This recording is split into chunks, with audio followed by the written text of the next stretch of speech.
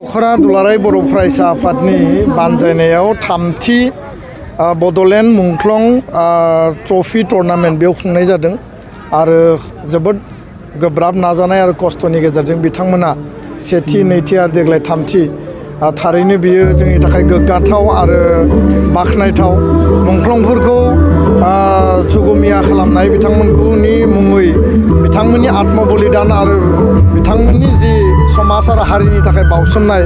बे थारैनो बे गेलेनायनि गेजेरजों अरां दख'रानि सिङाव जिखिनि मुंख्लं दंमोन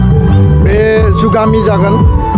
मिजिंथियो नैबे गेलेनायनि गेजेरजों जोंनि ओनसोलाव थानाय गुबुन गुबुन प्लेयार बा क्लाबफोरनिफ्राय मोजां प्लेयारा साबना हामना गुड पारफरमेन्स होनो हानाय प्लेयारफोर ओंखारगोन आरो समाजाव जि समाजारि जि गाज्रि मोनसे थासारि जौनि फारसे जुवा ड्राग्स बा मबाइल आरो बाइक बायदिसिनानि फारसे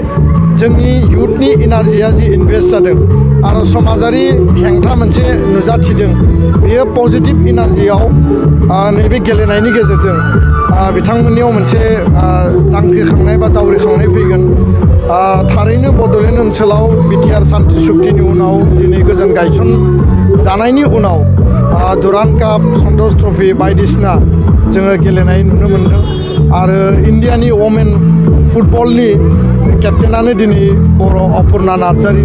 बेयो जोंनि थाखाय गोग्गाथाव सानै बर' सेंग्राया बावैसो साफ गेम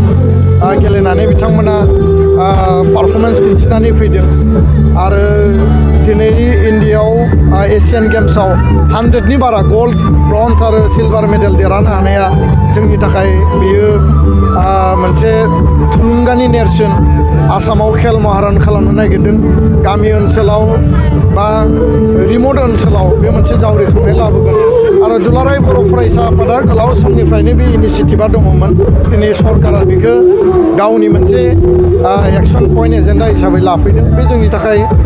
जोङो बरायो नाथाय एबसुनि जि माहारि आरो समाज जि दानायनि जि हाबाफारि गेरेमसा माहारि दानायनि जि हाबाफारि बे कन्टिनिउ जागोन आरो मुंख्लंफोरनि जि बेसेन गोसा जा गावखौ बावसोमनाय बेखौ अराय जुगामि खालामनो थाखाय